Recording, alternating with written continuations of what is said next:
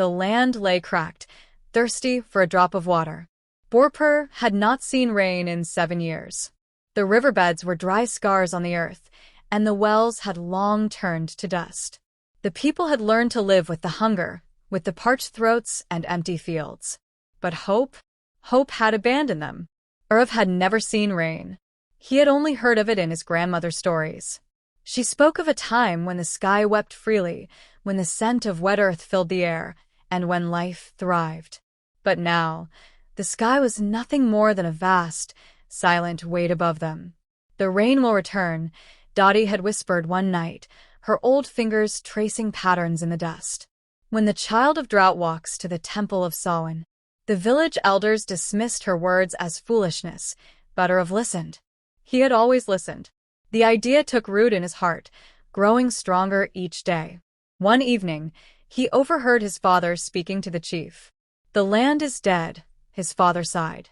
"We must leave before we starve." Leave? Arav clenched his fists. This was home. His mother, his grandmother, his people, everything he had ever known was here. He would not abandon it. If the temple held answers, he would find them. That night, he lay awake, staring at the ceiling. The wind howled outside, carrying with it the whispers of the past.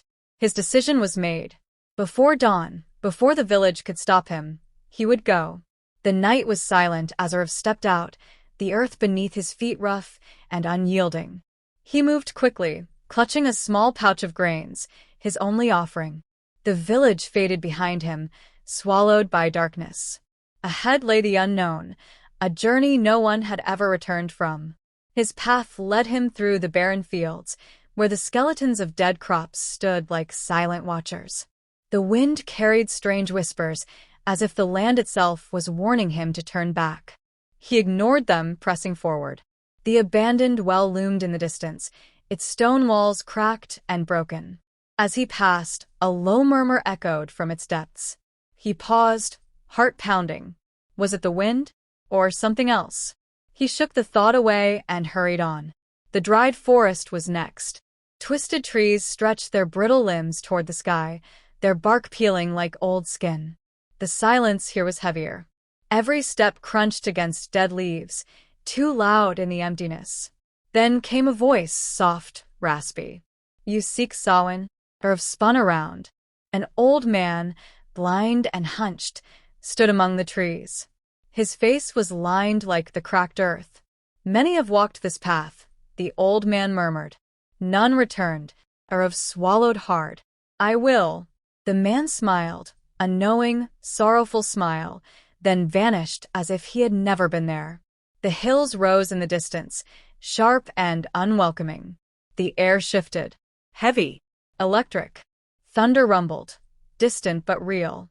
A drop of water landed on his forehead, cool against his burning skin. His breath caught. Rain? He wiped his face. Nothing. Had he imagined it? No. Something was changing. He could feel it in his bones. At the base of the hill, he looked up. The Temple of Saawan stood at the peak, shrouded in mist. A dark cloud hung low over it, silent and waiting. He clenched his fists. He had come too far to stop now. With a deep breath, he climbed. The temple stood before him, ancient and imposing. Its walls were covered in layers of moss and weathered stone, its entrance dark and foreboding. The air here felt different, heavy, as if the earth itself held its breath. Arav stepped closer, his heart pounding in his chest. He had reached the place no one believed in. Inside, the darkness swallowed him whole. The air smelled of damp stone and age-old secrets. At the center, a stone bowl sat upon a pedestal, cracked and dry. It looked as if it had been waiting for centuries. Arav approached it slowly, the weight of the journey pressing down on him. "Rain is not given. It is earned," a voice boomed from the shadows. Arav froze. His eyes darted around, but he saw no one. The voice came again, this time louder, more commanding. "What will you sacrifice, child?" The words echoed in his mind, leaving him breathless. Sacrifice? What could he give up? He had nothing but the grains, his village's last hope. His family would starve if he didn't return with food. But what if this was the only way to bring the rain? Arav stood before the bowl, his thoughts swirling. The prophecy was clear. He had to offer something. But could he truly give away the last of their food? Could he let his family suffer for a chance at saving the village? He glanced at the grains in the pouch. He remembered the dry mouths, the hollow eyes of his parents, the desperation in their voices as they spoke of leaving.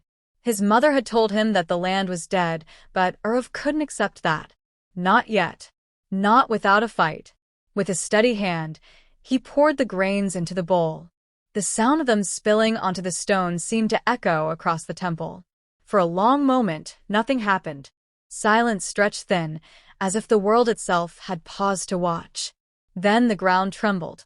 The temple shook with a low rumble, like the earth was waking from a long slumber.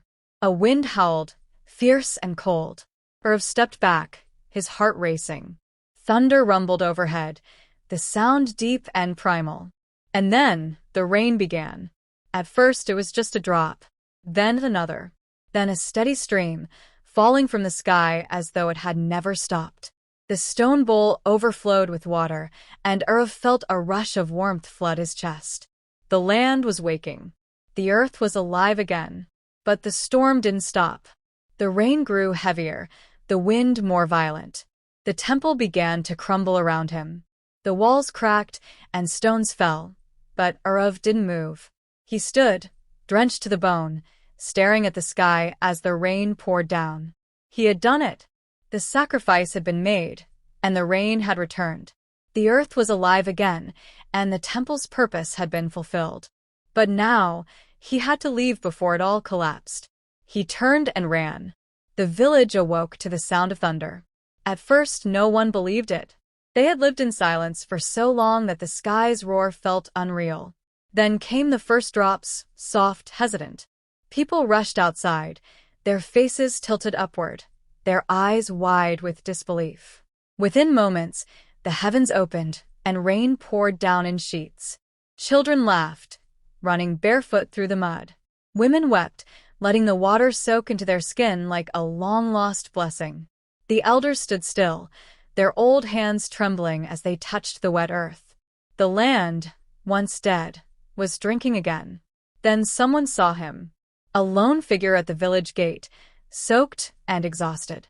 Arav. His mother ran first, her cries swallowed by the storm. His father followed, his usual stern face breaking with relief. They caught him as he collapsed, his body weak but his eyes shining. The villagers gathered around, their whispers growing. He had left in silence, but he had returned with the rain. The chief, who had once dismissed the prophecy, knelt beside him.